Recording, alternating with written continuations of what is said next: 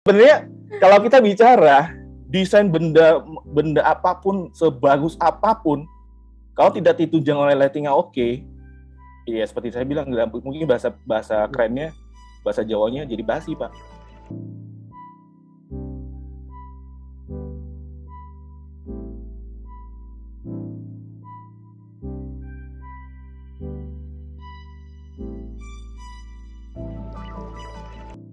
Bahwa kali ini kita berdiskusi bersama 3 narasumber yang expert di bidangnya masing-masing, dan kita mengangkat talk show kita kali ini adalah sisi lain desainer interior yang bersinergi dengan dunia profesional. Nah, makanya kenapa temanya itu, karena kita pengen juga mengharapkan interior desain itu nggak hanya cuman mendesain sebuah interior, cuman ternyata ilmunya bisa kepakai kemana-mana gitu. Dan untuk itu mungkin saya langsung saja di sini untuk pemaparan pertama. Saya ingin mengundang Mas Agus Iswahyudi. Beliau adalah exhibition designer expert gitu di sini, dan juga ternyata beliau adalah dosen Sekolah Tinggi Desain Interstudi. Halo, sini Mas Agus akan bercerita mengenai sebuah desain exhibition itu seperti apa sih, dan apa sih yang harus dipersiapkan untuk mendesain sebuah exhibition, khususnya booth exhibition yang ada di event-event yang sudah banyak Mas Agus buat ya, Mas? Ya, alhamdulillah lumayan lah. Oke, silakan Mas Agus.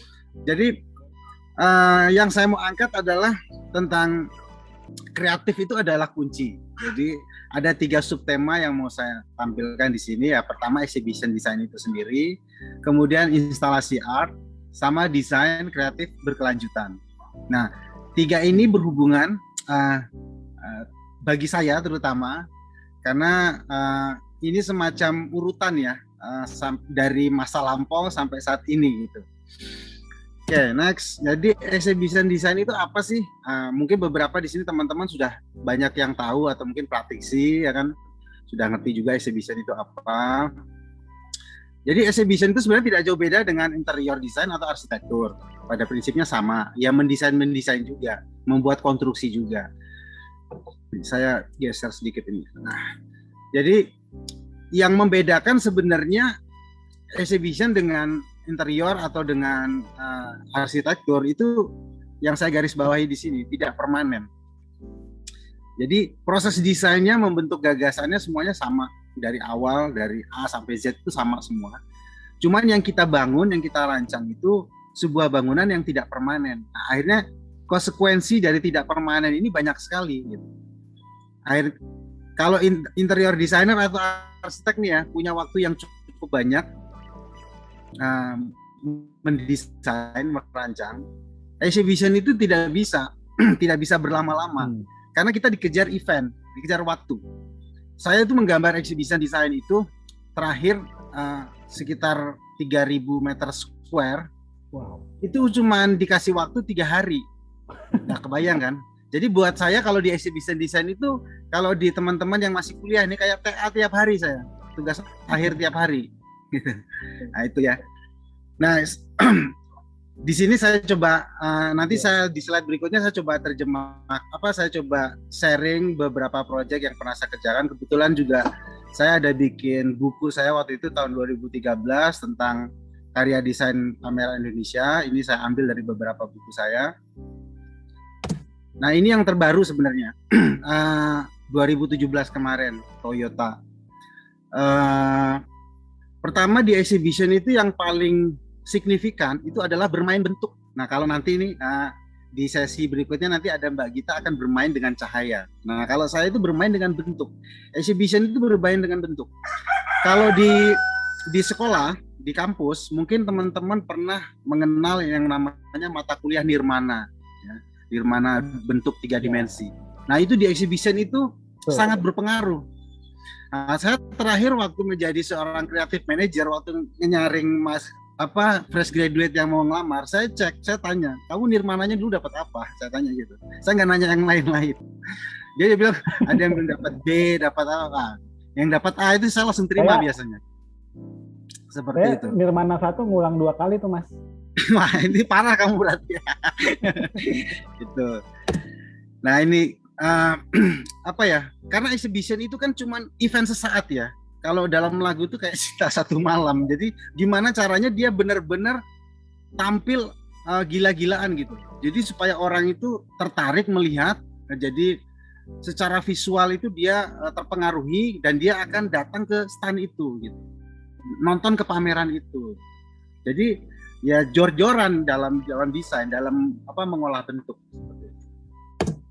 Nah, ini juga mobil masih sama, ini Honda. Di exhibition itu banyak sekali unsur kebermainan. Jadi misalnya ini, kalau tadi di Toyota saya bermain siling, kalau di Honda itu tipikal kliennya memang berbeda. Honda sama Toyota itu biasanya kalau di pameran itu mereka di booth itu head to head. Jadi musuh-musuhan pasti, udah pasti itu kalau di pameran. Jadi kalau di sebelah kiri Honda, sebelah depannya seberangnya pasti Toyota. Udah itu, berantem mulu tuh. Nah, gimana caranya mereka itu menampilkan sisi terbaik mereka di exhibition. Nah, misalnya yang paling terkenal kalau di exhibition itu, terutama di pameran mobil, bagaimana menampilkan hero-nya dari si mobil itu, si produk itu.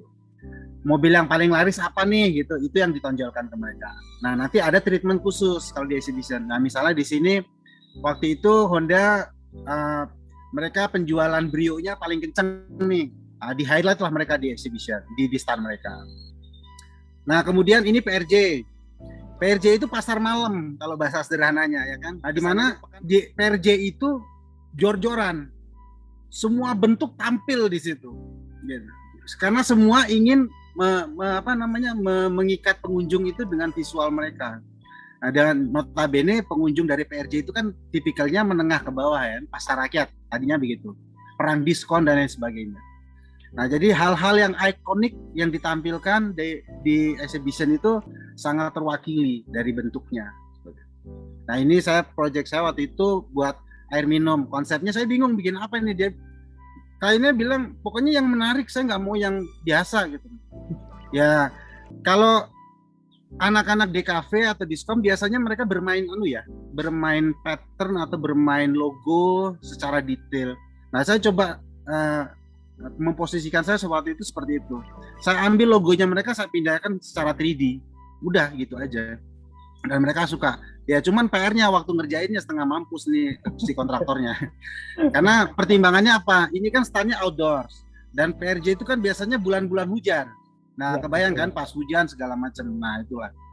Nah, PR-nya seperti itu kalau di exhibition. Nah, ini IMS cukup lama. Ini saya bikin buat Mercedes-Benz, tapi yang truknya, bukan yang mobilnya.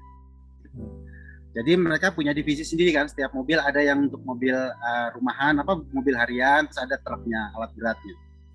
Nah, ini waktu itu sebenarnya kalau teman-teman sudah pernah lihat kantornya kantornya Mercedes yang aslinya di Eropa sana, sebenarnya gedungnya bentuknya seperti ini. Nah, waktu itu saya curi dari desain mereka sendiri, saya pindahin. Mereka suka, ya udah. Kalau mereka nggak suka kan keterlaluan, berarti mereka nggak suka ke kantor aslinya, ya gitu. Jadi itu aja yang jadi exhibition itu bermain bentuk, pattern itu udah wajib banget. Jadi ya tinggal touch-up sana sini seperti itu. Nah, ini acara dugeman nih. Kalau Mas Bayu suka dugem, saya hampir 5 tahun terakhir itu kerjaan saya di acara-acara dugeman, jadi bikin acara-acara EDM buat musik. Nah, ini salah satu waktu itu acara di GWK. Jadi outdoors juga. Bisa kita bayangkan ini bentuknya ya seperti ini gitu. Konsep yang saya coba tampilkan waktu itu adalah halusinasi, jadi seperti jamur-jamur gitu. Ya relate lah dengan orang yang kalau lagi dengar musik kan tajing sana kemari, membangun suasana mereka semakin hiperbola kan. Jadi berasa kayak di Avatar, mungkin ada bunga besar banget gitu. Padahal mereka giting beneran, kita nggak tahu. Gitu. Nah, seperti itu. Jadi saya cuma menemani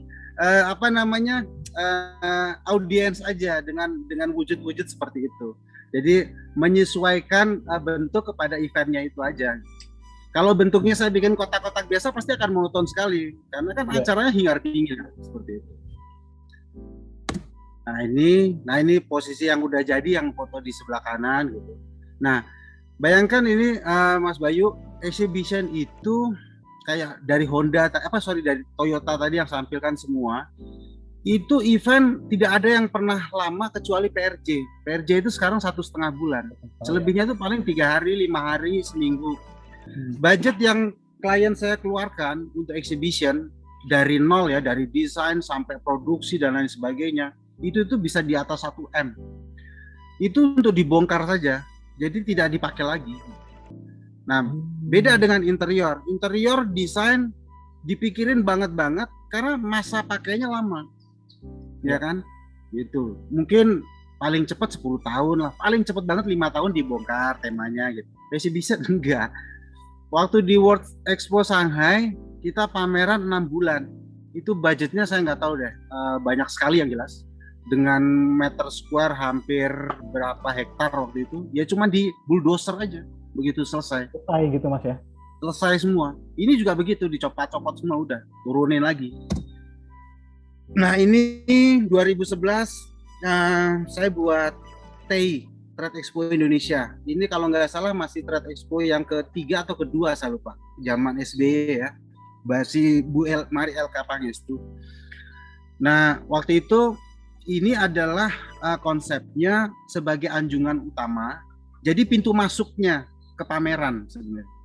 Jadi konteksnya hampir mirip dengan instalasi art. Jadi sebelum masuk ke stand-stand yang selanjutnya, stand-stand produk yang ada tenan-tenannya itu, jadi semua pengunjung lewat sini dulu dan mereka akan dilihatkan oleh konten-konten tentang produk-produk yang ada di Indonesia saat ini seperti itu.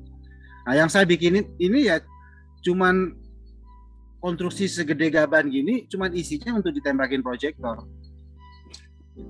Dengan sesuatu yang sifatnya ikonik gitu dia maunya. Konsep saya waktu itu seperti Musa membelah laut ya, jadi ini dua bidang seperti tinggi sekali, tingginya sekitar mungkin 7-8 meter, dan ini full bambu semua konstruksinya seperti itu. Nah kemudian saya lanjut ke instalasi art, subtema saya yang kedua. Jadi sebenarnya sama dengan exhibition, cuman instalasi art itu cenderung lebih familiar untuk teman-teman yang berkecimpung di art, di seni. Nah sekarang mungkin orang udah nggak kaget ya. Sekarang banyak orang datang ke pameran sekedar foto-foto ya, untuk melihat sesuatu yang aneh, yang unik gitu. Nah karena basic saya desain, saya itu kalau bikin instalasi itu kok kalau nggak ada fungsinya kok sayang gitu, mubazir gitu. Kalau mungkin yang teman-teman saya yang perupa murni gitu, seni rupa murni gitu, mereka bikin apa aja suka-suka mereka, entah itu mau berfungsi atau tidak, yang jelas secara estetika mereka sudah masuk seperti itu.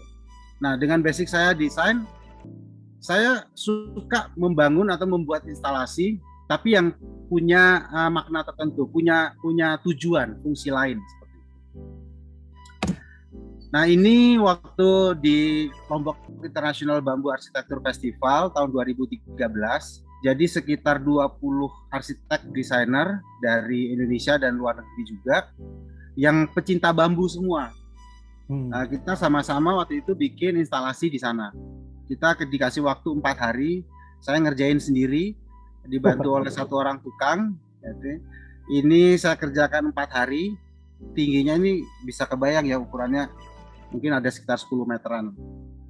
Nah waktu itu konsepnya ini bermain kuda-kudaan, jadi ya untuk orang menikmati senja lah, seperti itu, nongkrong di pantai seperti itu ya, konsepnya kebermainan. Jadi sekali lagi di exhibition ataupun di dunia instalasi seni, kuncinya adalah kreatif, sering bermain. Jadi bermain itu kan sebenarnya produk budaya yang paling tua ya kan. Bermain itu bukan bermain gadget ya, kalau sekarang bermain gadget kan. Kalau dulu kan bermain apa aja, itu kan memancing ide-ide yang aneh-aneh kan dengan bermain. Yang baru-baru Mas. Betul. Nah ini secara detail begini. Jadi semuanya bambu. Jadi teman-teman banyak sekali yang bikin bambu semua, dan terutama arsitek desainer dari luar negeri ya. Mereka senang sekali kalau datang ke Indonesia disuruh bikin karya, apalagi materialnya bambu. Karena bambu itu kan material paling mahal di Eropa, ya kan. Di Asia kan lebih-lebih, ya kan. Kita tinggal nebang aja, tinggal ngambil aja dapat gitu. Di sana kan nggak bisa. Nah, ini salah satu instalasi saya di Artjog 2015, pameran seni kontemporer di Jogja. Nah, ini sangat-sangat desain. Jadi adalah konsep saya jasa desain cepat waktu itu. Sebenarnya ini wujud kritik saya kepada desain. Desain itu kan selama ini cenderung eksklusif ya, yang saya pahami, yang saya tangkap. Saya coba bikin menjadi sesuatu yang inklusif. Jadi desain itu sebenarnya dibutuhkan juga oleh rakyat menengah ke bawah, atau bahkan orang-orang yang sama sekali kumuh, sama sekali miskin seperti itu. Nah, konsep saya ini sebenarnya ketika saya waktu di Jakarta itu saya punya langganan itu permak jeans keliling. Nah, kalau teman-teman yang di Jakarta mestinya tahu nih tukang permak jeans itu, jadi pasti sering lihat kan. Nah, saya telepon, memang desainer yang ya, dihadirkan masuk ke kampung-kampung gitu untuk memecahkan solusi di daerah-daerah tertentu gitu, seperti itu. Itu kritik saya pertama. Desain sekarang itu kan ya entah klien entah bagaimana ya, kalau minta desain itu kan kayaknya kayak minta goreng kerupuk gitu kan, cepat sekali gitu kan. Itu pasti semua desainer ngalamin gitu loh. Ya, jadi ya saya tampilkan jasa desain cepat bisa ditunggu. Nah, jadi kita tuh kayak operator sebenarnya gitu kan. Jadi persaingan kita itu sangat ketat. Nah, saya juga sering bilang ke mahasiswa saya, kalian tuh besok musuh kalian tuh bukan teman-teman kalian yang lulus S1 juga dari kampus desain, tapi teman-teman kalian itu yang tidak sekolah sama sekali, yang hanya belajar 3D, belajar otodidak, terus sudah ngaku desainer. Itu musuh kalian, dan itu nyata gitu. Nah, nanti kalian jatuh-jatuhnya kayak jasa desain cepat ini, perang harga. Nah, gitu kan. Nah, makanya mungkin fungsi HDI di sini menjadi itu gitu kan, yang mengatur semuanya itu. Nah, ini jadi beberapa quote sebenarnya ya yang cuman saya luapkan, jadi untuk oh gini kalau desainer itu kalau karakternya grassroots seperti itu. Jadi bisa di mana aja. Nah, ini project interior saya di GT Radial, galerinya mereka. Jadi karena tujuannya adalah memajang ban-ban mereka. Mereka minta sesuatu apa gitu yang menarik. Kalau cuman ban kan tidak ada yang menarik ya. Karena ban ya cuman gitu-gitu doang, bulat gitu. Paling yang motif batiknya mereka itu yang paling saya suka sih. Nah, akhirnya saya coba usulkan gimana kalau kita bikin semacam timeline-nya mereka, sejarah mereka, itu kan perlu namanya galeri ya. Perjuangan mereka ketika dari nol membangun usaha sampai ke saat ini. Nah, salah satu wall ini saya buatkanlah perjalanan produk mereka dari GT Radial itu cuman nenek moyang mereka itu cuman jualan ban pedati seperti itu, karetnya, sampai akhirnya terus bikin ban becak, ban sepeda, motor, dan akhirnya mobil gitu. Dan akhirnya berkembang. Dan kalau nggak salah itu GT Radial terbesar sebenarnya di dunia kalau pabrik ban ya. Dan ban Ferrari itu semuanya ban-ban yang buat balapan itu rata-rata dari sini semua.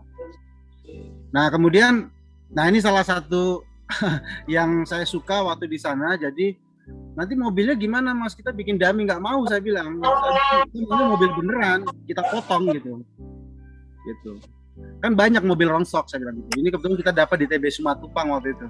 Kita beli, terus saya potong, terus kita tempel sini. Ya bermain-main lah Mas kalau di exhibition seperti itu.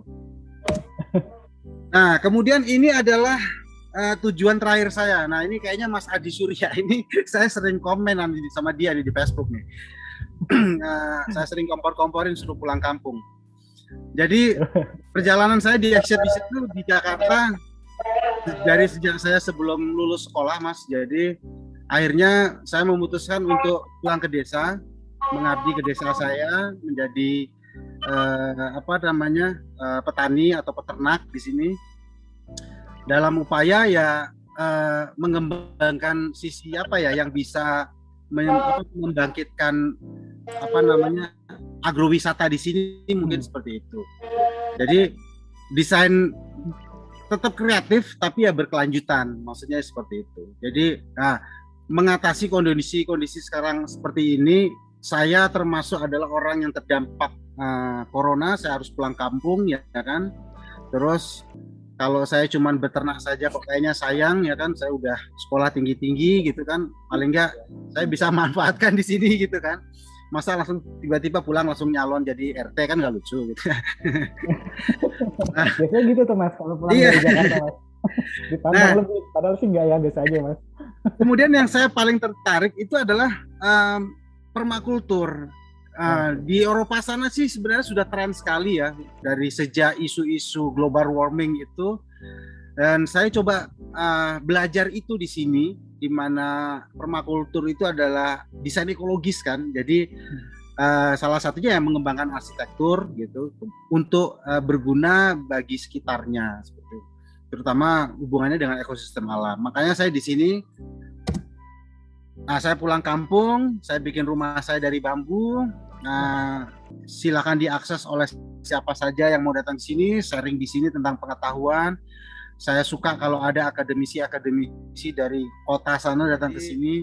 Di desa saya bekerja, saya beternak, berkebun, saya juga memasak gitu kan.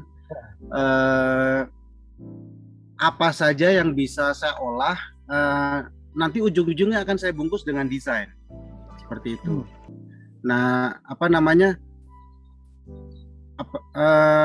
ini seperti kandang seperti itu. Jadi produk semua, penduduk sini kaget waktu pertama kali mereka datang ke sini. Mas, kandangnya serius sekali. Saya bilang iya serius, karena Masnya kan jadi seneng, dia bilang gitu kan. Orang akan lebih seneng nongkrong di dekat kandang saya daripada di kandangnya sampean, saya bilang begitu. Iya betul. Ya, saya bilang gitu. Nah, jadi saya serius, saya bilang kalau soal kandang. Akhirnya kemarin beberapa teman juga di Bali sampai kontak saya, Mas, saya bisa nggak didesainin kandang? Saya jadi berubah profesi sekarang, Mas. Kayaknya kita bisa kolaborasi, Mas. Kebetulan saya minta disuruh desain kandang sekarang. Tadinya untuk mobil, sekarang desain untuk kandang. Ya udahlah, nggak masalah, saya bilang. Seperti itu. Nah, di sisi lain yang lagi saya kembangkan sebenarnya adalah salah satu produk saya di sini yang berhubungan dengan alam. Jadi saya buat kayak dengan tema konsep folding bermaterial bambu. Jadi memang saya suka dengan bambu gitu. Dan ini sebenarnya sudah jalan di Jakarta dan beberapa kali prototipe ini saya bawa kemana-mana. Dan ininya sebenarnya yang pengen saya bangun bersama teman-teman dengan orang-orang di desa di sini, seperti itu. Saya berharap menemukan mereka yang talent-talent yang berbakat untuk menjadi artisan seperti itu, bisa ngulik material ini dengan baik seperti itu. Kalau ini masih versi saya sendiri, jadi saya buat sendiri, buat mock-up aja gitu. Alhamdulillah sudah kemana-mana, sudah saya coba kemana-mana dan aman, safety. Saya bisa tunjukkan videonya ya. Close my eyes, I feel like I'm not even in my life, man. I never wanna leave as I see myself running out of time. Mistake after mistake, it's safer if I distance myself. If there's a way for me to not do what I have done for so long. Don't be sorry if you know that I'm lonely. I don't feel like you know me. Ini konsepnya sistem klik gitu atau memang di ada untuk atasan gitu? It's like you're stealing what I had for a while and using it yourself. In my mind, I see what I want to see. If it goes wrong, I think I'll never. Nah, gitu Mas Bayu. Jadi itu konstruksi rangkanya adalah bambu dan itu bisa dilipat. Cuman saya tidak melihatkan proses membukanya dan melipatnya gitu, karena masih rahasia gitu. Nah, itu yang saya harapkan sih bisa saya kembangkan di sini bersama kawan-kawan petani di sini gitu. Jadi mereka punya produk yang bisa mungkin nantinya dijual gitu loh. Bisa membangun tempat ini. Jadi tidak melulu agrowisata ya, desa wisata. Saya sampai bosen gitu loh. Di tempat saya ini sebenarnya juga agrowisata. Saya sampai nanya ke dusunnya, ini wisatanya apa gitu. Di sini kan daerah saya kan perkebunan salak semua. Saya bilang, di sini ada yang bikin wine nggak? Nggak ada. Bikinlah wine, saya bilang. Ada salak. Karena salak itu kalau lagi panen gede, itu harga per kilo cuma 3.000, saya bilang. Murah sekali gitu. Dan salak itu kan buah yang cepat basi, jadi nggak bisa lama gitu. Saya bilang coba diolah jadi keripik lah atau apa, kayak misalnya beberapa petani di Malang kan juga seperti itu. Nah, itu kan akan berkembang tuh Mas. Jadi mulai dari mengolah makanannya sampai nanti menjualnya sampai packagingnya seperti apa, itu kan akan membutuhkan effort yang banyak seperti itu. Yeah. Nah, itu yang saya dan sekarang saya sih lagi nyusun sama teman-teman mau bikin acara festival kotak sabun di sini. Jadi nanti ketika sudah panen, kita bikin festival kotak sabun yang untuk balapan itu, yang dari gerobak. Karena kontur tanah saya di sini itu kita dari atas Gunung Merapi sampai ke Jogja itu kan turun. Jadi enak, nggak perlu pakai mesin. Jadi kita tinggal gelonjongan aja terus gitu. Nah, itu saya pengen bikin festival itu. Nah, ini lagi digodok matang-matang, berharap semuanya bisa selesai gitu. Nah, itu aja Mas. Terima kasih dari saya. Semoga menjadi inspirasi ya buat teman-teman, dan saya akan terbuka sekali kalau misalnya ada akademisi, teman-teman yang punya visi misi yang sama, ayo kita bikin apa, itu saya paling suka. Itu aja dari saya, terima kasih banyak. Nah, dan saya langsung saja mungkin ke narasumber kita yang kedua di sini. Kita kehadiran juga Mbak Gita Listia. Beliau adalah lighting designer dan juga dosen dari LaSalle College Jakarta. Nah, ini menarik lagi nih. Kita akan ngomongin lighting bersama Mbak Gita di sini. Silakan Mbak Gita, kita ingin mendengarkan pemaparan dan juga mendapatkan ilmu dari Mbak Gita nih, Mbak, mengenai lighting. Hari ini saya akan share namanya architectural lighting design, karena kita lebih ke berhubungan dengan bangunan, construction, sehingga namanya architectural. Karena lighting design itu juga ada macamnya, ada namanya stage lighting design, kemudian ada juga yang berhubungan dengan produk, tetapi kalau architectural lebih ke bangunan. Nah, mungkin ini ada sedikit cerita bagaimana sih prosesnya seorang lighting designer dari awal sampai akhirnya si proses desain itu selesai atau si bangunan itu finish ya. Jadi kita juga sebenarnya stage desainnya sama seperti konsultan lain. Jadi kayak di interior design atau di arsitek atau di landscape ada konsep design stage ya kan, kemudian ada design development, ada juga construction, commissioning. Nah, itu sama, kita semuanya sama. Jadi di awal kita pasti akan site visit bangunan, lahannya, site analysis tempat bangunan yang akan kita desain, baik malam maupun siang hari gitu. Kenapa harus siang hari juga? Kenapa harus malam hari juga? Karena kita berhubungan dengan lampu atau lighting. Jadi kita harus tahu nih surrounding-nya tuh seperti apa. Jangan sampai kita jadi alien sendiri gitu. Jadi jangan sampai di area residensial terus kita pakai lampu yang heboh sendiri gitu kan, jadi aneh. Jadi itu salah satu. Tiba-tiba ada klub gitu ya, Mbak. Iya, tiba-tiba dia fasadnya full sama LED linear yang dynamic gitu kan, nggak, agak aneh gitu. Iya. Kemudian selain itu, ini adalah salah satu hal yang penting untuk kita lakukan, yaitu berkolaborasi. Nah, ini salah satu proses, ini Project National Art Gallery Singapura. Kita sedang berdiskusi dengan Studio Milo sebagai arsiteknya. Jadi kita discuss dengan mereka agar mereka paham gitu kebutuhan lighting yang kita inginkan, sehingga mereka bisa memfasilitasi space untuk letakkan lampunya gitu, dan juga soal maintenance-nya gitu. Jadi mereka paham efeknya nanti seperti apa, sehingga itu yang harus mereka siapkan space-nya. Kemudian begitu juga misalnya dengan si interiornya. Nah, kebetulan di project ini kita punya konsep, ada, kalau dilihat dari fasadnya, Mas Bayu pernah nggak ke National Art Gallery Singapura? Kebetulan dari seluruh Asia Tenggara, Singapura saya belum pernah. Oh, next time main ke situ ya. Jadi kalau dari konsep fasad lightingnya, kita bermain dengan windows-nya. Jadi mereka punya jendela cukup banyak. Nah, kita emphasize si window-nya dengan cara memiliki dua treatment, yaitu ada candle flame. Jadi itu untuk memberikan aksen seperti ketika candle lagi nyala. Kemudian satu lagi itu menggunakan RGB color yang difungsikan untuk momen-momen yang dijadikan festif fasad desainnya. Nah, karena kita menggunakan surface si curtain ini, jadi kita harus berdiskusi dengan interiornya. Jadi warna yang cocok itu apa gitu. Jika kita lead dengan si lampu LED yang sekitar 2200-an Kelvin. Nah, jadi kita ada uji coba, ini kalau bisa dilihat ada 2 kandidat waktu itu. Nah, kita coba di keduanya mana yang lebih menarik gitu. Nah, ini sehingga interiornya tuh paham gitu. Oh, kenapa kita harus pakai yang warna ini, atau dari sisi translucentnya juga kita bisa discuss.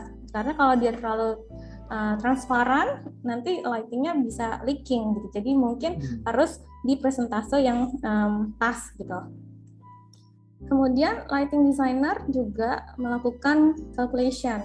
Tetapi nggak semua project kita melakukan kalkulasi dengan software ya. Jadi kadang-kadang untuk project-project yang tidak berhubungan dengan government project, ya kalau government project biasanya mereka minta report calculation. Fungsinya untuk benar-benar approve dengan lighting standar gitu. Jadi makanya harus dihitung. Tapi kalau misalnya project-project yang lebih visual kayak rumah tinggal gitu atau kafe, itu biasanya kita nggak ngitung gitu. Tapi bisa juga menghitungnya kira-kira itu dari ya katalognya. Kita tinggal lihat si Venn diagramnya aja gitu ya. Tapi ini kita pakai adalah softwarenya namanya Dialux. Kalau kalian mau coba boleh, karena ini gratis. Dia ada 2 jenis software. Yang ini kebetulan yang klasik. Kalau yang klasik kita hanya butuh di lighting calculation-nya doang. Tapi ada juga versi yang terbarunya, dia lebih bagus dari sisi visualisasinya. Nah, kemudian lighting designer juga sering membuat mock-up. Kenapa? Karena lighting fixture itu berbeda dengan furniture. Jadi kalau furniture kita lihat dimensinya, lihat fotonya, atau kita pegang lah, itu udah tahu nih ini bagus atau tidaknya ya kan. Nah, kalau lighting fixture itu sedikit berbeda. Jadi walaupun misalnya di foto atau di katalog detail data technical datanya sama antara brand A dan brand B, ketika dinyalakan belum tentu sama efeknya. Jadi ketika kita memilih lampu yang tidak familiar, sebaiknya harus uji dulu dengan mock-up test gitu. Sehingga kita tahu pedaran cahayanya seperti apa, apakah dia smooth atau dia scale-nya jelek gitu, atau misalnya shifting color. Nah, itu yang kita nggak bisa lihat kalau nggak dinyalain. Nah, makanya mock-up cukup krusial untuk dilakukan. Jadi mock-up-nya tuh memang cahayanya itu ditembakkan ke material yang mau di itunya ya Mbak ya. Bayangannya akan seperti apa? Iya. Nah, ini kebetulan ini kita lagi compare antara brand satu dengan yang lainnya. Jadi biasanya klien tuh suka minta alternatif produk kan. Nah, biasanya alternatif produk itu kadang-kadang kita nggak pernah pakai gitu. Jadi emang harus diuji coba. Dan biar tahu nih klien kenapa kita pakai lampu yang ini loh gitu. Iya. Oke, next ini tentang lebih ke update teknologi soal fixture. Nah, kita juga harus paham sedikit tentang technical data si fixture atau lampunya ya. Jadi merek-merek apa yang reliable, kemudian sedikit tahu juga tentang installation. Jadi ketika kontraktor masang bisa kita kasih tahu nih, Pak, kalau masang ini kabelnya nggak boleh dipotong atau gimana. Terutama untuk lampu-lampu outdoor atau underwater itu sangat sensitif ya. Jadi kadang-kadang kontraktor kita suka improvisasi, jadi malah si IP protection-nya jadi berkurang gitu. Nah ini kita harus tetap improve update tentang teknologi dan light fixture. Nah, yang ini adalah commissioning. Nah, ini sering kita lakukan ketika proyeknya udah mulai berjalan ya. Jadi misalnya peletakan lampunya udah tepat atau belum. Kemudian kalau kontraktor kan biasanya orang di lapangan dia nggak terlalu peduli efeknya mau kemana, mau buat gimana, dia nggak tahu gitu. Dan mungkin bukan concernnya mereka, yang penting posisinya udah pas gitu. Tapi kalau misalnya gitu tapi kalau misalnya kita punya misalnya ini adjustable downlight, nah terus kita mau aimingnya ke arah sini gitu. Nah itu harus kita cek satu-satu, Pak. Nah ini proyek saya waktu ngerjain Trans Resort Hotel Bali. Wow. Jadi sebelum staff lounge itu nggak tidur karena harus ngecek lampu satu-satu. Berarti kalau di arsitek ada peletakan batu pertama, kalau di lighting designer ada peletakan lampu pertama mungkin ya, Mbak, yang bikin deg-degan. Enggak juga sih, Pak. Terus ya udah, jadi kita harus make sure memang intention yang itu kita dapat sesuai dengan perancangan. Gitu. Jadi ini kira-kira sedikit introduction tentang profesi lighting. Kemudian kita masuk ke light and space. Nah, kalau menurut aku ini cukup menarik. Jadi saya tuh juga dulunya adalah student interior design. Jadi tapi tertarik sekali dengan lighting semenjak kuliah. Jadi pas lulus kuliah itu memang langsung bekerja di bidang lighting. Nah, kenapa saya sangat tertarik? Karena lighting itu menurut saya tidak hanya menyinari ruangan yang gelap, tapi juga bisa memberikan batasan-batasan ruang hanya menggunakan pencahayaan gitu. Misalnya dengan permainan kontras atau misalnya permainan warna lighting, atau lighting juga bisa memberikan barrier tanpa massive barrier gitu. Kayak bisa memberikan barrier dengan pencahayaan aja gitu, nggak perlu pakai wall yang massive gitu. Jadi ini mungkin ruangan untuk ruangan keluarga, jadi ambience lampunya seperti apa, jadi bisa menjadi barrier itu juga ya, Mbak? Iya. Kemudian si lighting juga bisa memberikan value tambahan terhadap interior dan arsitektural gitu. Jadi itu yang bikin menarik gitu. Nah, slide berikutnya ini adalah intention yang lain yang bisa kita dapatkan dari lighting, yaitu light to give visual comfort. Ini yang di Trans Resort Hotel Bali tadi juga, tapi ini di area gym. Jadi kita mendesain area gym ini sebenarnya lebih ke fungsinya dia sebagai area berolahraga. Kita ingin orang yang berolahraga di sini nyaman, kemudian tetap energized tapi tidak cepat capek. Maka lighting treatment yang kita pakai adalah lighting yang lebih uniform, yang lebih merata dan tidak direct. Jadi bisa dilihat dia itu menggunakan lampu seperti ini. Nah, kalau lihat foto ini nih, ada ceritanya juga, Mas Bayu. Jadi kalau kita ngerjain project, kadang ada miskomunikasi antara desainer misalnya desainer lighting dengan interior. Jadi di awal itu gambar yang kami terima adalah ceilingnya itu flat. Jadi nggak ada permainan grill kayak gini. Iya. Nah, di awal itu kita kasih dia specification-nya adalah LED panel. Nah, ternyata pas lagi construction mereka nggak koordinasi lagi ke kita. Nah, itu makanya pentingnya koordinasi adalah untuk bisa lebih menyesuaikan antara spesifikasinya dengan keadaan yang ada di lapangan gitu. Jadi kalau kita maksain pakai spesifikasi yang awal, ini lampunya nggak bisa masuk gitu karena ukurannya berbeda.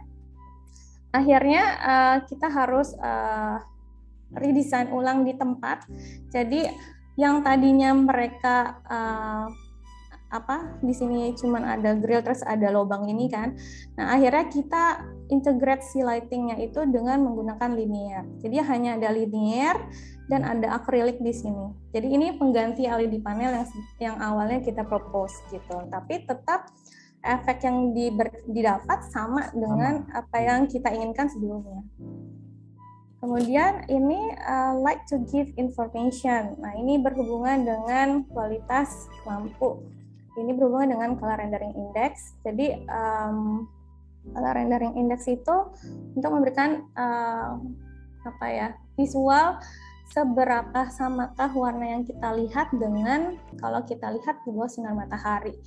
Nah, nilai tertingginya dia itu 100. Jadi semakin tinggi nilai CRI, maka kualitas cahayanya akan semakin bagus.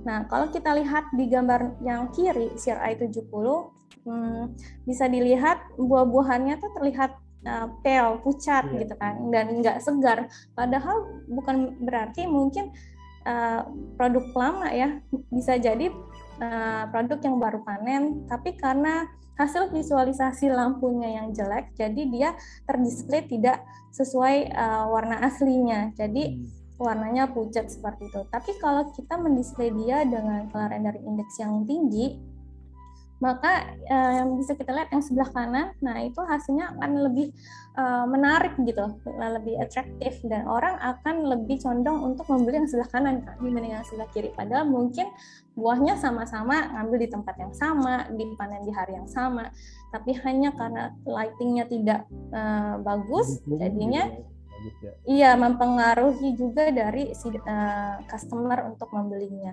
Nah, CRI ini juga sangat penting untuk area-area yang berhubungan dengan warna gitu, kayak misalnya toko bunga, toko kosmetik, restoran, kemudian galeri. Nah, itu mereka butuh CRI yang cukup tinggi.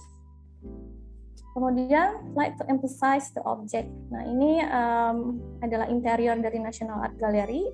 Jadi ketika kita mendesain ini, kita ingin galeri ini lebih fleksibel. Makanya kita banyak menggunakan linear light. Track lighting. Jadi karena kalau galeri kan it depends on artis ya. Artisnya artworknya sebesar apa, kemudian bagaimana mereka melihat dari sisi lightingnya gitu-gitu.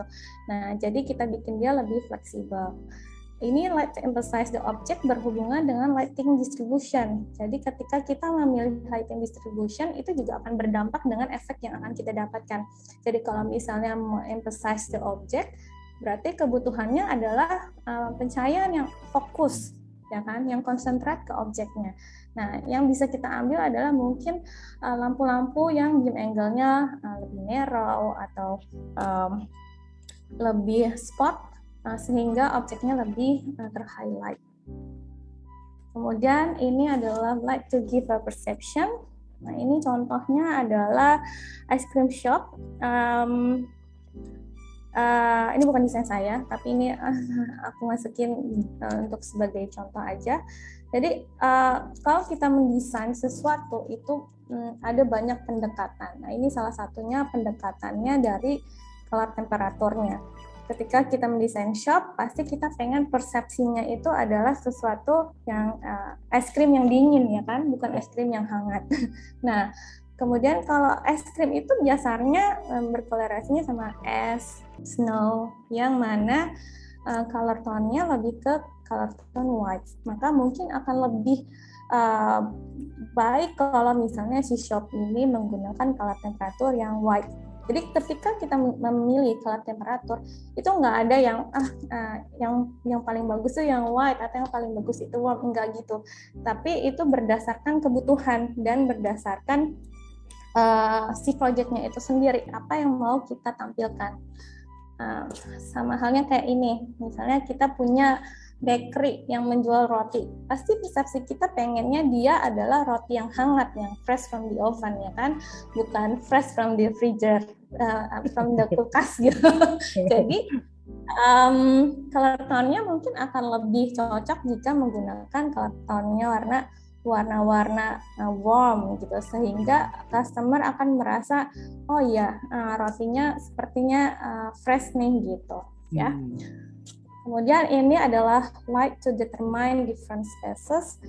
Nah ini salah satu project saya juga, CBIS9, ini adalah office tower di daerah Cilandak. Nah ini baru saya sering kesini Mbak. Lampunya udah dimati belum Pak? Jadi di CBIS9 ini untuk area balkonnya ini kita sengaja tidak menggunakan lighting di ceiling. Jadi kenapa? Ada beberapa alasan sebenarnya. Yang pertama adalah untuk mengurangi glare, karena kebetulan juga ini bangunan yang LEED certificate ya. Jadi kita harus benar-benar take care soal glare. Jadi nggak boleh ada light pollution segala macam. Nah, jadi salah satunya adalah glare, karena kalau Pak Bayu perhatiin bangunan ini tuh sebenarnya agak terlalu dekat dengan area pejalan kaki, ya nggak sih? Maksudnya area hijau dia nggak terlalu besar, sehingga kalau kita jalan di bawahnya dan kita nonggak gitu, kita bisa lihat nih si lamp source-nya kalau dia ada di ceiling. Nah, kita nggak mau itu kejadian, jadi kita bawa si lighting treatment-nya di bawah, jadi kita pakai low level illumination. Makanya sayangnya nggak kelihatan ya, karena kita mau nunjukin si efek ini kita sebutnya Komorebi effect bahasa Jepang. Jadi berhubungan dengan shadow ketika sinar matahari cast ke pohon, jadi nanti terciptanya shadow dari branches-nya atau daun-daunnya gitu. Nah jadi kalau di sini desainnya. Makanya di ceiling itu tuh kayak ada akar-akar. Iya, itu memang sengaja dari pohonnya itu ya, Mbak. Pak. Jadi di situ ada treatment bollard, kemudian ada lighting yang integrated ke benches, sama uplighting tree.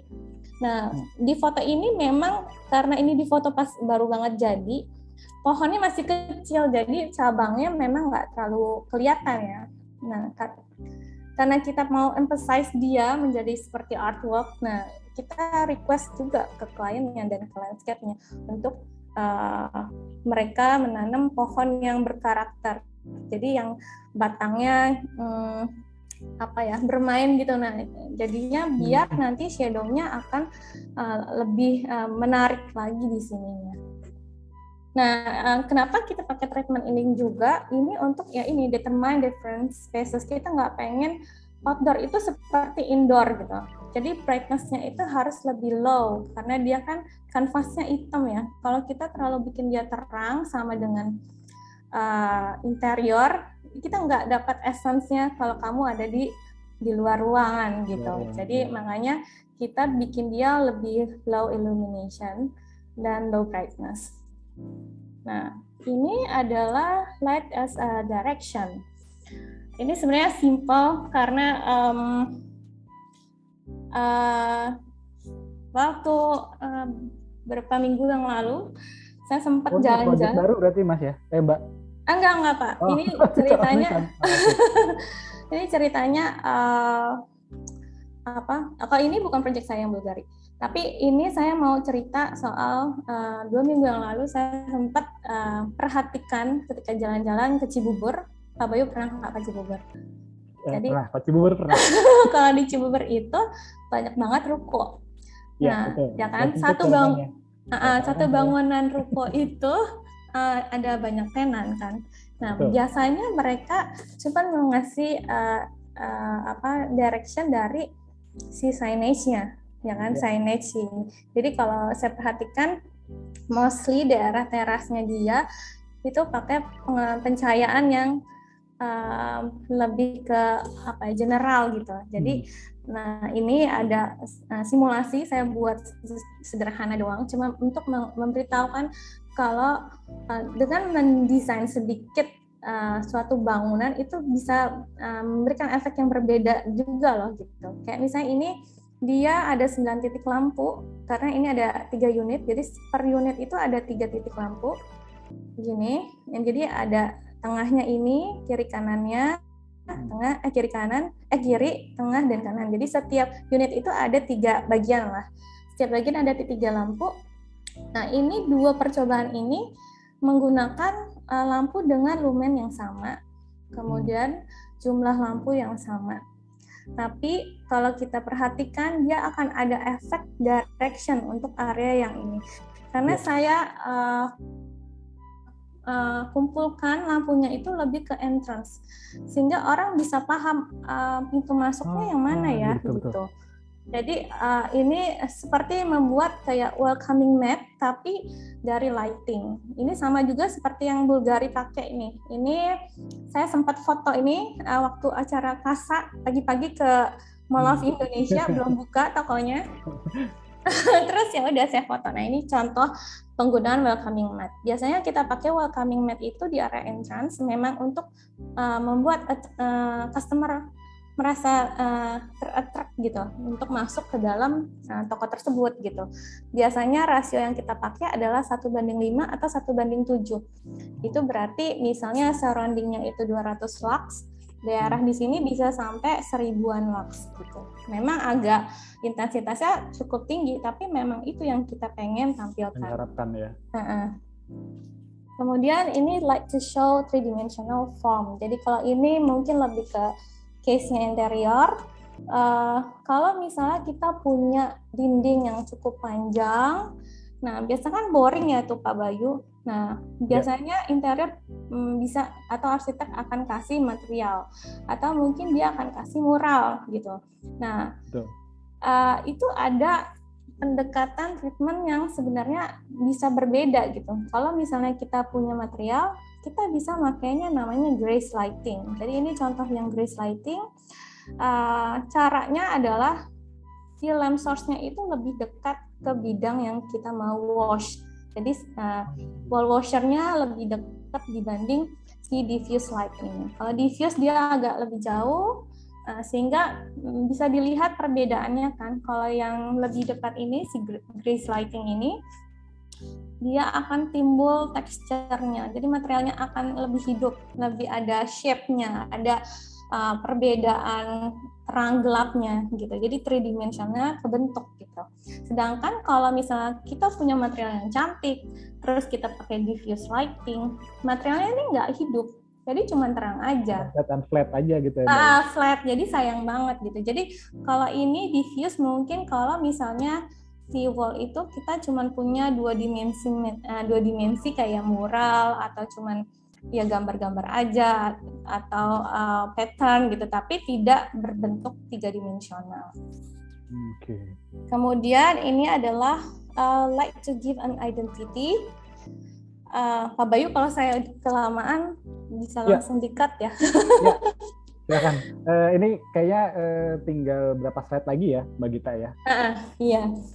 Oke, ini like to give an identity. Ini salah satu project yang saya pernah in charge juga. Namanya 268 Orchard Singapura. Ini waktu saya kerja di Lighting Planners Associate. Kalau Pak Bayu atau kalau kita memperhatikan jalan Orchard itu kan sangat ramai banget, terutama shopping mall-nya. Nah, untuk project ini memang kliennya request-nya sesuatu yang lebih elegan. Jadi karena pasarnya, marketnya itu dia lebih untuk customer yang high end. Nah, kalau kita lihat customer high end, biasanya mereka udah mature, kemudian udah settle. Nah, kalau kita perhatikan yang di Orchard Road itu banyak mall yang bermain dengan fasadnya, bermain dengan RGB color atau yang bersifat dynamic. Cuman menurut aku itu akan lebih cocok untuk pangsa pasar yang lebih ke arah anak muda atau family gitu. Nah, makanya di sini kita bikin lebih simple tapi elegan dengan perbedaan color temperature aja. Tapi perbedaannya pun tetap ada guidelines-nya gitu. Jadi nggak asal mencampur color temperature, tapi kita bikin dia sebagai perbedaan hierarki. Jadi kalau yang bagian atas, yang crown, kita pakein color temperature yang lebih white karena kalau misalnya di Zoom ya Pak, ini tuh strukturnya itu kita cat dengan kayak finishing yang sparkling kalau kena cahaya. Jadi makanya mungkin akan lebih hidup, akan lebih hidup kalau pakai yang white color gitu. Nah, sedangkan kalau yang di bawahnya area tenan dan area shoppingnya kita bikin lebih ke warm color untuk tetap menjaga coziness-nya dia untuk berbelanja. Jadi kita pengennya mereka menikmati sekali nih kalau belanja di sini gitu ya. Jadi ini like to give an identity dan mungkin sebagai karakternya si bangunan tersebut. Kemudian like to show the time. Nah ini salah satu contoh bagaimana pentingnya penggunaan lighting control. Jadi selain untuk memberikan efisiensi pada power yang kita pakai, si lighting control juga bisa to show the time. Jadi orang bisa paham, oh lampunya udah mulai berbeda nih, berarti udah sekitaran apa, atau udah mau tutup nih gitu-gitu. Nah ini salah satu intention penggunaan lighting. Kemudian like to show the scene. Nah ini salah satu contoh untuk misalnya kita ngedesain bedroom hotel. Nah biasanya yang pakai scene ini mostly bintang 4 ke atas ya Pak, karena pasti ada tambahan budget untuk si lighting control-nya. Nah, kenapa kamar itu harus pakai lighting control? Karena kita nggak mungkin expect si customer untuk nge-switch satu-satu gitu. Nah, kita biasanya lighting designer akan memfasilitasi mereka, men-setup mereka berdasarkan scene yang menurut kita biasa akan dipakai customer ketika menginap. Jadi misalnya scene normal nyala semua, atau scene party kayak gimana, scene istirahat kayak gimana gitu. Jadi ada perbedaan scene di ruangan tersebut sehingga akan lebih menarik dan nggak flat juga gitu. Kemudian ini like to show the scene yang berhubungan dengan festive event. Misalnya kalau yang sebelah kiri ini lebih ke acara daily operational. Nah, yang kiri dan tengah itu lebih ke festive. Misalnya mereka celebrate anniversary-nya mereka atau celebrate hari libur mereka. Nah, itu dia memiliki desain yang berbeda gitu. Jadi ini beberapa intentionnya untuk lighting. Sebenarnya masih banyak lagi, tapi karena cuman waktu sedikit, jadi saya hanya memasukkan ini saja. Nah, terus like to say goodbye. Thank you. Oke, dan saya akan langsung mengundang Pak Makmur Ibnu Wijaya di sini. Halo, selamat sore. Halo Mas Bayu. Halo. Yeah. Nah, Pak Makmur, beliau adalah 3D lecturer dari Universitas Trisakti ya Pak? Halo. Iya betul.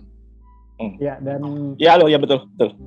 Dan walaupun Pak Makmur ini kenapa kita masukkan di pembahasan terakhir, karena ini pembahasan yang akan sangat relate dengan apa yang dibahas oleh Mas Agus di depan nanti tadi. Oke, mungkin silakan Pak Makmur, boleh langsung di-share apa yang ingin dipaparkan. Jadi materi hari ini saya akan berbicara mengenai 3D visualization presentation. Itu benefit atau problem sih buat kita. Nah, sebelum kita berbicara mengenai 3D presentation itu, jadi 3D presentation, jadi sebenarnya 3D gambar 3D segala macam itu sebenarnya part of dari presentation. Jadi mungkin sebelum kita ngomong 3D presentation atau 3D visualization itu kita harus tahu dulu sebenarnya di dalam presentasi itu terbagi menjadi desain presentasi itu visual ya. Visual itu ada 3 tipe sebetulnya. Mungkin ini teman-teman atau kawan-kawan yang mungkin baru ngeh, sebenarnya ada 2 dimensi, 2,5 dimensi, dan 3 dimensi. Jadi yang 2 dimensi itu yang kita udah tahu di dalam misalnya interior, arsitektur tuh floor plan, ceiling plan, elevation segala macam, atau tekstur dari benda secara 2 dimensi itu 2 dimensi kita berbicara. Nah ini ada 2,5D presentation tuh. Nah ini 2,5 presentation itu biasanya kita kenal itu adalah foto yang sudah punya deep-nya dan ada pencahayaannya dan lain-lainnya segala macam. Dan kalau misalnya mungkin kawan-kawan nanya, hasil renderingan 3D saya itu termasuk 2D, 2,5D atau 3D sih sebenarnya? Saya bisa menjawab bahwa itu adalah 2,5D sebenarnya. Pada saat kita mengatakan bahwa gambar kita itu 3D, 3 dimensi, itu sebenarnya sudah mengatakan bahwa 3D dimension itu berarti kita bisa memutar gambar itu. Nah, kalau misalnya still image yang hasil renderingan dari 3D itu, sebenarnya kita belum bisa mengkategorikan dia menjadi 3D presentation. Karena dia tidak bisa diputar. Jadi kalau kita ngomong 3D presentation, berarti dia udah bisa di angle-nya bisa diputar dan yang lain-lain segala macam.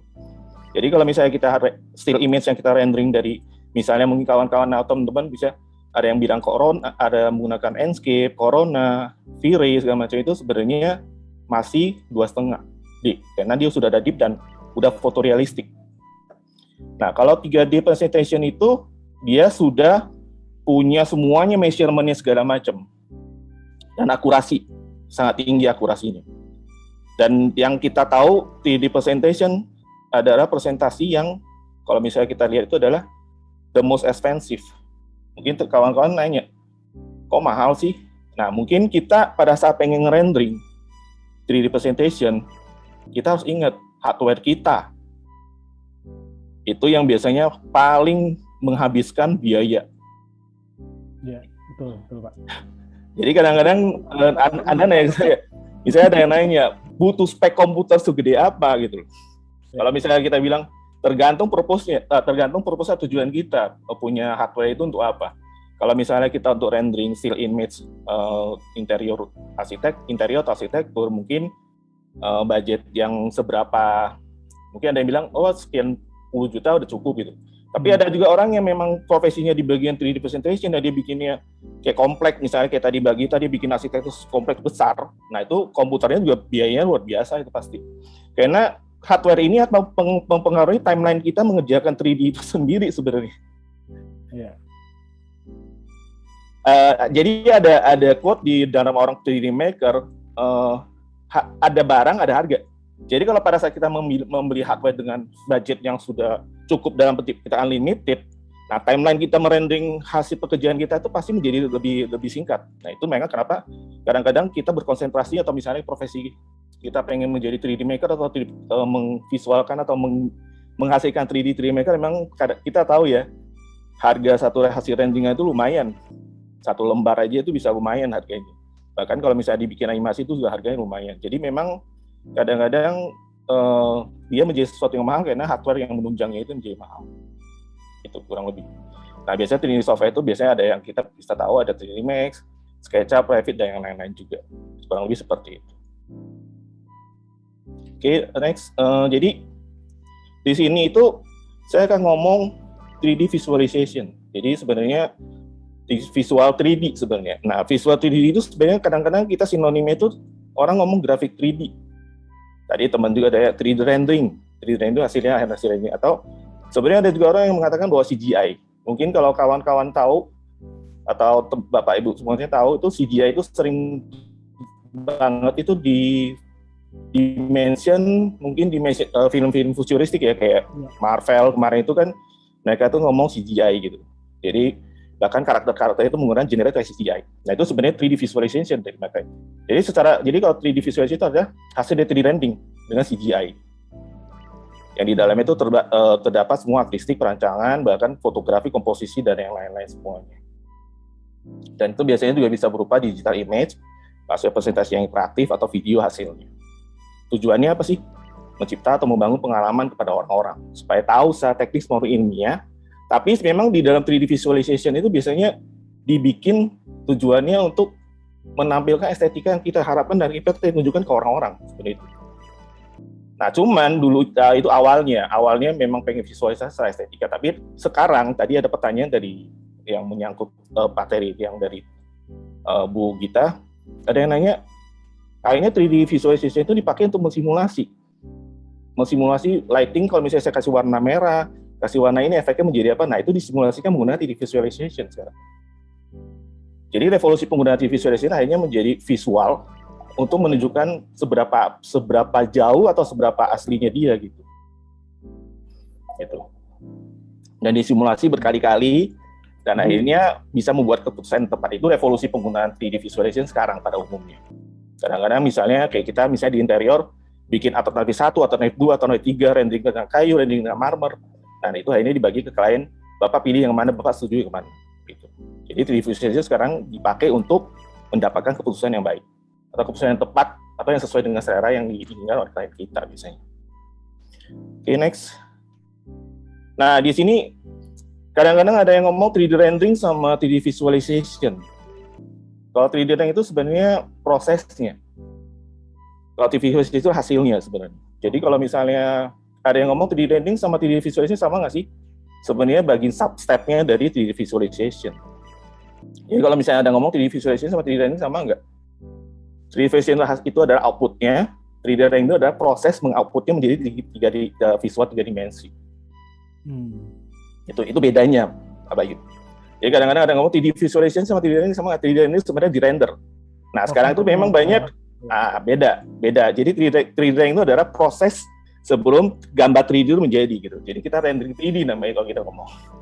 Jadi gambarnya kita bikin projectnya secara modeling itu menggunakan rendering engine yang sudah tersedia dari software itu sendiri atau dengan plugin-plugin yang sekarang udah banyak banget.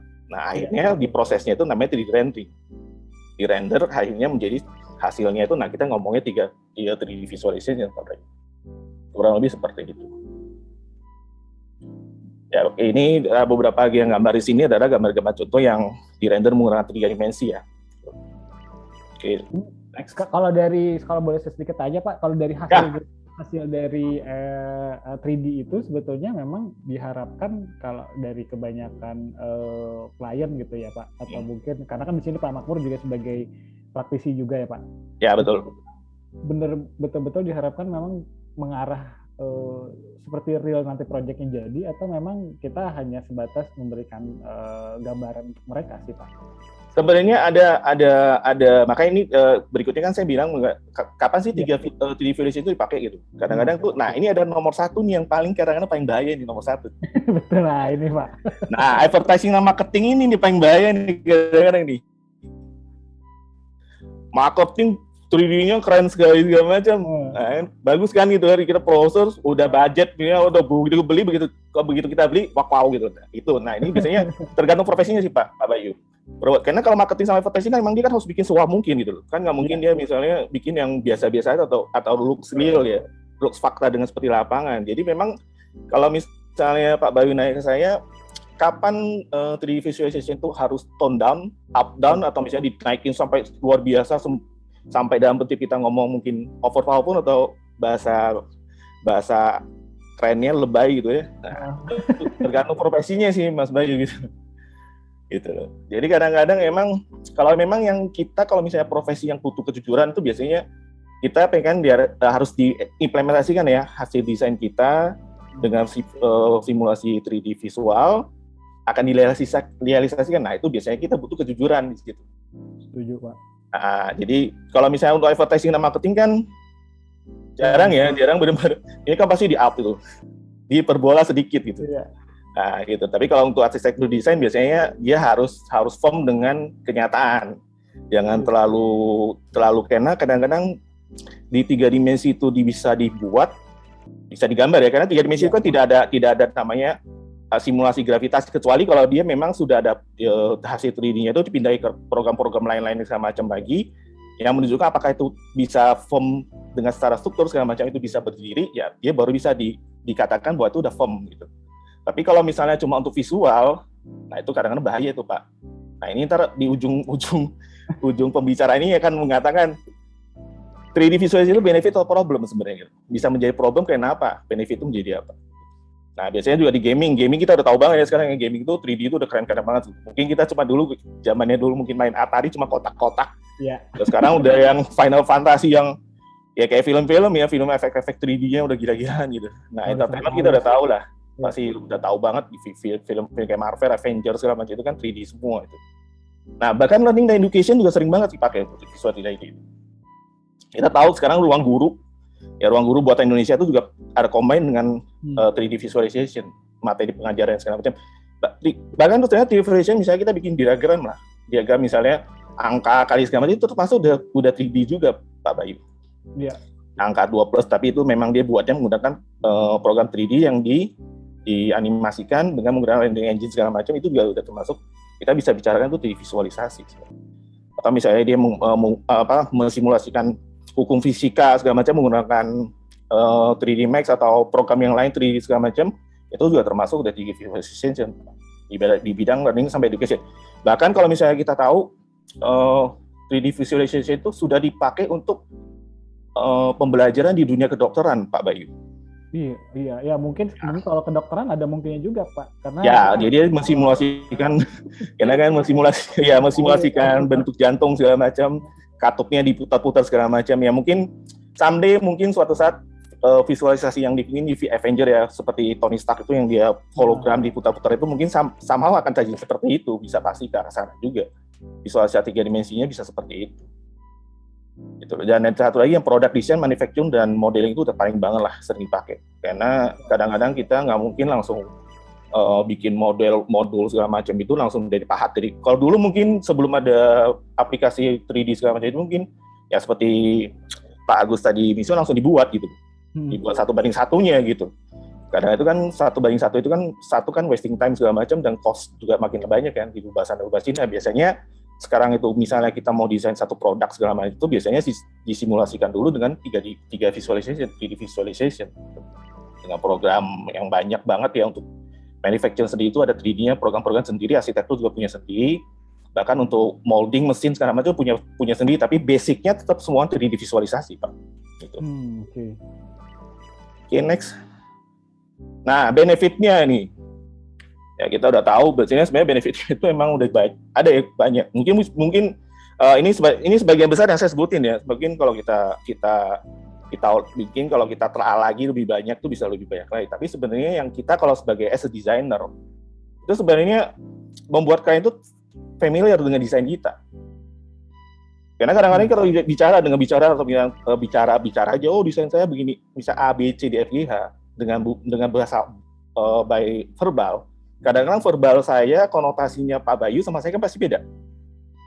Saya bulat nih Pak, saya bulat Pak Bayu. Gitu. Pak Bayu bulatnya bulatnya Pak Bayu sama saya mungkin bulat versi saya ada yang sedikit, tapi Pak Bayu punya benar-benar firm 360 derajat bulat. Nah, kadang-kadang memang butuh visualisasi gambar gitu. Nah, kadang-kadang namanya kita mendesain sesuatu yang belum ada, kita visualisasikan bisa mungkin memang dulu kita menggunakan sketsa segala macam. Sketsa kan kita tidak kadang-kadang keterbatasan ya, bukan berarti saya bilang tidak sketsa itu tidak bisa atau gambar manual tidak bisa ada yang super realistik gambar juga bisa. Sampai benar-benar mirip banget dengan aslinya juga bisa, pasti ada. Cuman di sini biasanya kita 3D visualization benefitnya adalah supaya si klien itu firm dengan kita, tahu familiar dengan karakter desainnya si desainer itu sendiri biasanya. Nah, kedua adalah mengimprove understanding between kita dengan klien kita gitu. Seperti tadi saya bilang, versinya mengkilat saya berapa persen? Misalnya mengkilat saya itu berapa persen? Saya ngomong mengkilat. Pak Bayu, desain meja Pak Bayu ntar mengkilat nih gitu. Nah, bayang Pak Bayu itu mengkilatnya udah wow banget gitu. Ternyata mengkilatnya cuma berapa persen. Nah, itu biasanya menggunakan visualisasi itu mengimprove kesamaan persepsi gitu. Benefitnya bisa membantu kita menyamak kayak gini ya Pak ya, mengkilatnya ya kurang lebih seperti itu. Kita bisa memvisualkan simulasi ke klien kita. Bahkan tadi pertanyaan tadi yang tadi waktu pas Bu Gita itu menanyakan, apakah lampu itu harus benar-benar mock-up 1:1 di lapangan? Bisa jadi sebenarnya kita bisa simulasikan dulu gitu ke klien dengan menggunakan ini. Bahkan di dalam 3D visualization itu tadi saya sebelum acara ini mulai sempat bahas dengan Bu Gita, ada programnya Bu Gita ya, yang bisa di-plugin ke 3D Max, bisa di-plugin gitu. Nah, bisa di-plugin jadi kita tuh at least lah kita ngomong mungkin kalau kita ngomong 100% persis agak susah ya Bu Gita ya. Berarti tadi dia mendekati gitu. Iya, hanya mendekati saja. Tapi kalau bisa benar-benar itu pasti jamin 100% sama nggak mungkin. Karena kan kadang-kadang kan namanya kita menggunakan 3D sama real itu pasti beda gitu Pak. Karena kadang-kadang misalnya gini, real itu kan masih ada kelembaban udara segala macam, sedangkan di 3D itu kan kita tidak mungkin mensimulasikan ada kelembaban udara, ada uap air segala macam, nggak mungkin. Nah itu kan kadang bisa mempengaruhi lighting kita juga sebenarnya. Tapi at least kita bisa mengakomodir visualisasi itu kurang lebih 7-80% lah. Kasih gambaran ke klien, jadi bisa milih. Nah begitu dia terpilih, nah kita bisa visualisasikan di lapangan dengan 1:1 mock-up-nya, kurang lebih seperti itu. Nah ini yang lebih mudah mendapatkan betul. Approval dari klien Pak ya. Betul. Makanya ini yang ketiga itu adalah speednya itu, dia approval ke klien kita untuk speed project kita itu lebih cepat. Gitu. Kadang-kadang misalnya kita tunggu ya Pak Enter, tunggu site udah ada, saya bawa lampunya ke sana kan lama gitu.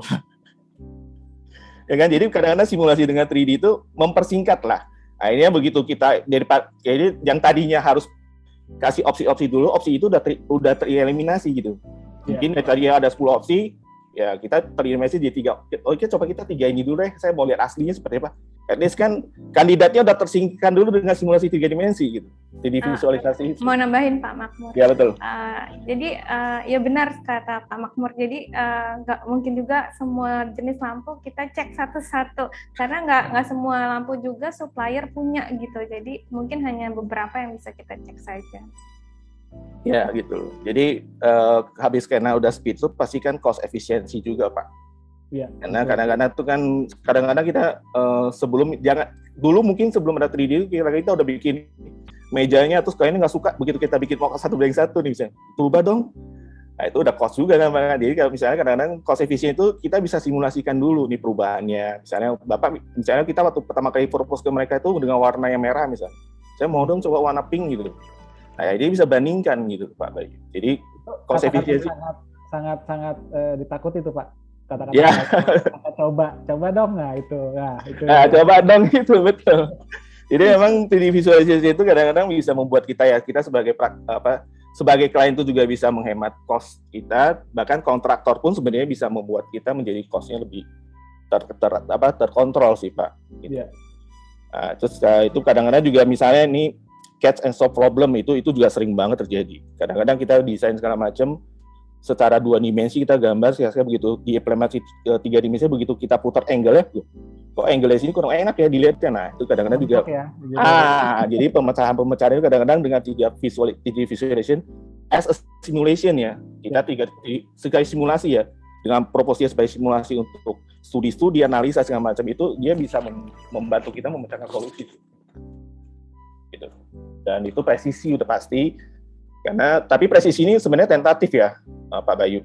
Kadang-kadang kalau presisi itu memang kita firm menggunakan ukuran dengan yang benar segala macam, bukan asumsi ya, bukan prediksi atau proposi. Nah itu berarti dia presisi, karena 3 dimensi komputer atau CGI atau apapun bisa presisi kalau kita pribadi yang mengerjakan menggunakan ukuran yang presisi juga.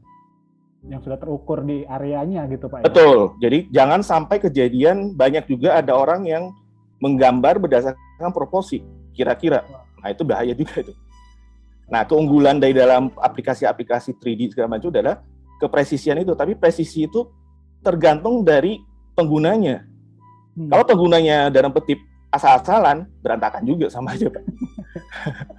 Itulah profesi kita yang nggak bisa beda dengan profesi yang seperti tadi Pak Agus bilang gitu loh. Kadang-kadang kita desainer itu kita ada namanya ergonomi. Ada ilmu ergonomi yang kita harus pelajari untuk maksudnya. Nah, mohon maaf bukan mengecilkan, memang banyak juga orang yang otodidak pun bisa akhirnya mengetahui dengan pengalaman, experience segala macam. Tapi kan kita sudah yang belajar seperti kata Pak Agus tadi, saingan kita orang-orang yang otodidak gitu loh. Kita yang belajar sekian tahun mempelajari, menghafal segala macam itu tergantikan atau tersingkirkan oleh orang itu karena mereka lebih berani membuat sesuatu yang perkara bisa dibuat atau tidak dibuat itu urusan belakangan gitu. Betul Pak. Yang penting look marketingnya duluan keren gitu. Nah itu sama harga yang murah itu. Itu kadang-kadang yang buat bumerang sebenarnya antara klien itu dan kita desainer yang dalam petik memang punya tanggung jawab gitu kadang-kadang. Bukan saya bilang katakan mereka tidak bertanggung jawab gitu, tapi kadang-kadang hati yang untuk mendesain real itu kadang-kadang kita yang profesinya benar-benar mencintai profesi kita, atau yang sekedar cuman mengejar materi, itu pasti beda, Pak Bayu. Setuju Pak. Seperti Pak Agus, kita bisa lihat karya-karya Pak Agus kan luar biasa banget ya. Karena pakai hati desainnya. Kalau misalnya kita menggunakan desain exhibition cuman sekedar mengejar quantity, mungkin beda hasilnya, Pak. Gitu. Iya. Gitu. Nah, ini ada satu presentable. Nah, ini kita ngedesain ya, Pak. ya betul. Nah, ini ada satu lagi presentable project with use AR sama VR. VR itu kita udah tahu lah. VR itu visual reality. Nah, AR ini mungkin adalah augmented reality nih. Mungkin teman-teman baru tahu nih. Sekarang sering banget ya, terutama handphone high-end ya. Itu ada aplikasi yang dimana dia bisa memilih barang sofa, disimulasikan ke ruangan dia, seperti gambar di kiri ini, Pak. Oh. Jadi dia pilih sofanya, dia capture dengan ruangan dia nih, ruang aslinya dia. Nah, AR ini akan simulasikan. Kalau sofanya itu taruh seperti ini, Pak. Di sini kan kita lihat di belakangnya nggak ada sofanya. Nah, dia sofanya akan diplakin ke situ. Itu sekarang lagi lumayan banyak nih. Dan ini juga sebenarnya kadang-kadang ya seperti yang tadi saya bilang itu, yang seperti tadi Pak Agus bilang, otodidak jadinya kadang-kadang gitu. Taruh kasih lihat, oke, klien oke, atau misalnya klien pun bisa menjadi desainer sendiri sekarang gitu, Pak. Nah, kayak sebenarnya kadang-kadang betul. Jadi kadang-kadang 3D visualization itu, mohon maaf nih, membuat klien tuh merasa kadang-kadang lebih pintar dari desainernya gitu. Yes. Betul nggak, Pak? Betul, Pak. Ya kan, karena nggak bisa, saya udah lihat link. Nah, kadang-kadang seperti itu. Makanya saya bilang kadang-kadang 3D visualization sebenarnya benefit buat kita as a designer atau problem buat kita, kadang-kadang seperti itu. Itu yang tadi saya bilang. Nah, kalau misalnya benefit timeline itu udah tahu ya, kita bisa bikin video yang unlimited segala macam waktunya, karena kan dia digital bentuknya. Tergantung kapasitas hard disk kita aja sih. Nah, ini yang tadi itu juga bisa marketing tools, yang tadi itu bisa dijadi marketing, maksudnya untuk menjual desain kita segala macam, karena 3D visualization itu kan kalau bagus, pasti orang akan tertarik segala macam. Nah, ini yang satu, yang 10 ini yang lucu nih, perfect lighting every time. Nah, seperti tadi bilang kan, kalau kita mau bikin visualisasi lighting, keren segala macam, bisa jadi kalau misalnya udah real ya, super realistic 3D, kadang-kadang kesannya kayak foto beneran, bangunan udah jadi. Nah, itu kita kalau fotografer asli mau foto building asli itu kan tunggu keadaan segala macamnya dulu, Pak. Iya, cahaya. Tentu tak kadang-kadang ya simulasi angle-nya, miss lagi foto lagi. Nah, kita menggunakan 3D visualization kan sebenarnya kan semua terjadi di dalam satu kotak komputer. Ya, dengan ilmu-ilmu knowledge lighting-nya segala macam, dengan QC yang benar. Ini orang tidak bisa membedakan ini foto atau 3D. Yeah. Nah, ini makanya kenapa 10 itu perfect lighting, karena satu karya interior atau arsitektur kalau tidak ditunjang seperti kata Bu Gita, identity of lighting, ibarat kata makan nasi tanpa garam, Pak. Betul nggak Bu Gita? Bener banget, Pak. Nah, itu. Jadi sebenarnya kalau kita bicara desain benda apapun, sebagus apapun, kalau tidak ditunjang oleh lighting-nya oke, ya seperti saya bilang, mungkin bahasa kerennya, bahasa Jawanya jadi basi, Pak. Gitu. Makanya profesinya Bu Gita itu penting banget di dalam dunia interior arsitektur sebenarnya. Oke, next kita bicara mengenai kapan si 3D visualization itu bisa menjadi disaster atau problem buat kita. Oke, saya akan coba. Nah, ini kalau menjadi problem, kalau limited product knowledge-nya itu, mohon maaf, dia tidak tahu sama sekali. Oke. Di dalam hal ini berarti sebenarnya karakter material itu seperti apa, misalnya kain. Misalnya dia ngomong ini fabrik ya Pak, tapi dibikin mengkilat, kan udah sesuatu yang salah.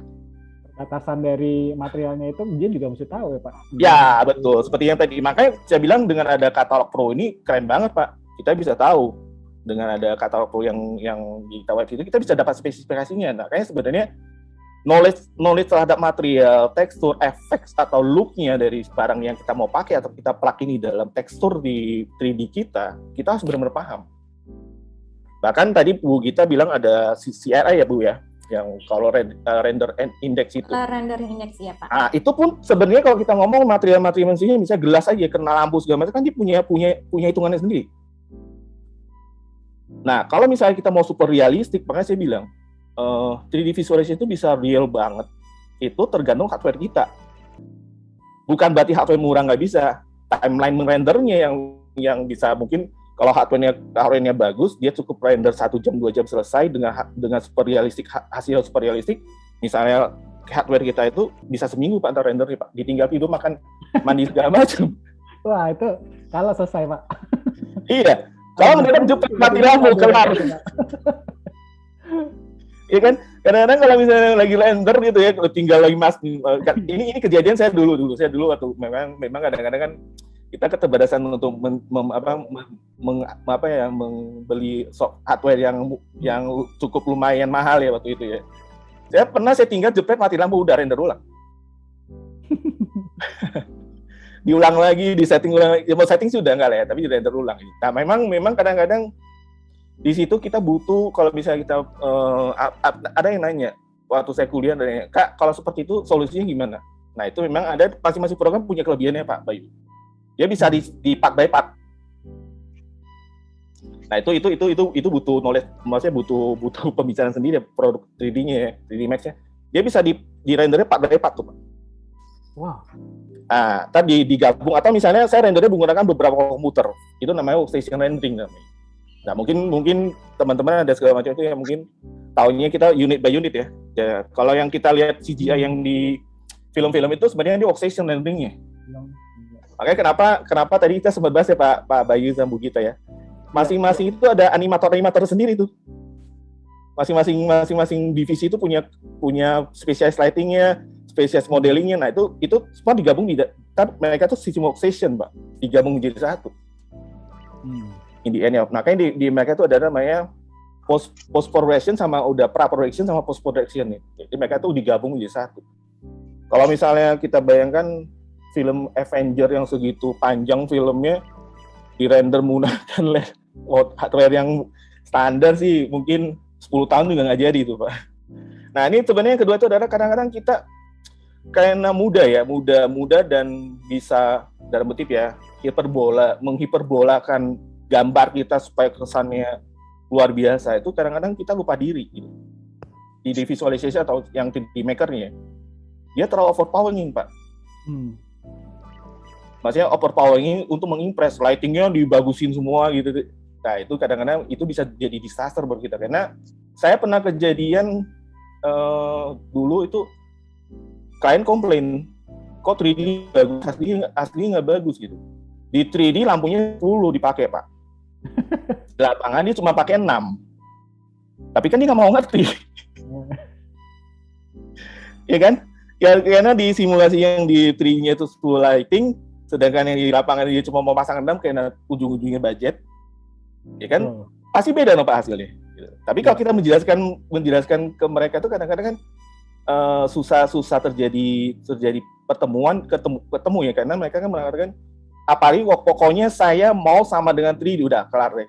Kita sebagai kontraktor. Pokoknya saya nggak mau tahu harus sama dengan gambar 3D ini udah selesai kita Pak. Dan itu pernah kejadian itu. Oke, jadi nah itu adalah yang ketiga tuh kadang-kadang kita lupa tujuan dari 3D visualization ini terutama di interior sama arsitektur ya. Kita kan bukan buat bikin lukisan looknya bagus tapi kan kita in the end kan akan diproduksi. Iya. Nah ini yang katanya ini yang kadang-kadang kita miss gitu. Kita desainnya luar biasa, kita tapi miss satu piece analisa atau mencoba men-trigger atau menganalisa gambar yang kita bikin 3D itu bisa dibuat atau enggak ya?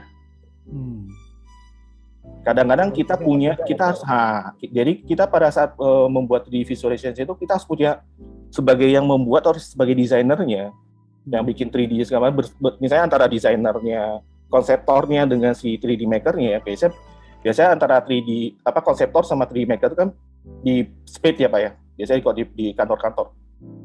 Karena 3D maker itu kadang-kadang kan dia punya kemampuan lebih beda dengan desainer yang maksudnya konseptor. Tapi kadang-kadang juga ada yang desainer juga bisa mengerjakan semuanya all in seperti tadi Pak Bayu gitu. perusahaan paling senang tuh yang bisa dapat all in tuh. Nah, itu tuh Pak. Ya begitu ya. Kalau bisa pila-pila bisa lighting design semua udah deh. Perusahaan happy strawberry itu pasti.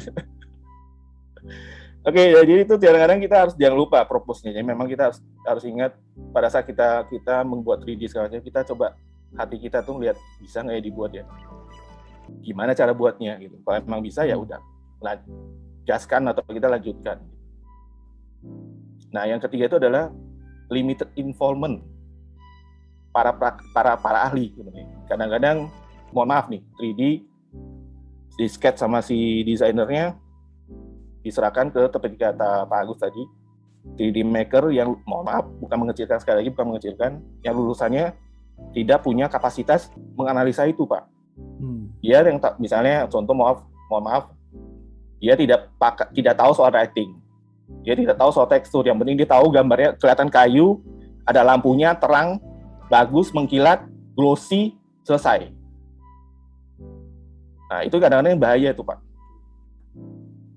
Karena kita butuh kadang-kadang 3D visualization itu nggak menjadi masalah buat kita itu. Kita harus konsultasikan dengan misalnya soal struktur arsitektur. Saya bikin bentuk bangunannya misalnya telur diputar gitu. Kan tetap sebelum kita propose ke klien atau kita sebelum mengerjakan kan kita butuh konsultasi dengan ahli sipil. Mungkin nggak 3D ini saya bisa arsitektur saya atau interior saya diimplementasikan di dunia aslinya gitu, dunia nyata.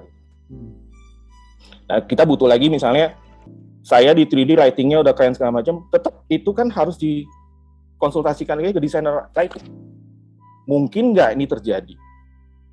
Ya. Di 3D bisa tervisualisasikan di dunia nyata seperti yang tadi Bu Gita bilang, masih terbatas dengan apatur lampu yang ada di lapangan di Indonesia terutama segala macam, jenis lampunya ada atau tidak dijual di lapangan, itu pasti efeknya udah beda. That's why kenapa di dalam membuat satu proyek itu seperti kata Bu Gita harus kolaborasi dari awal, Pak.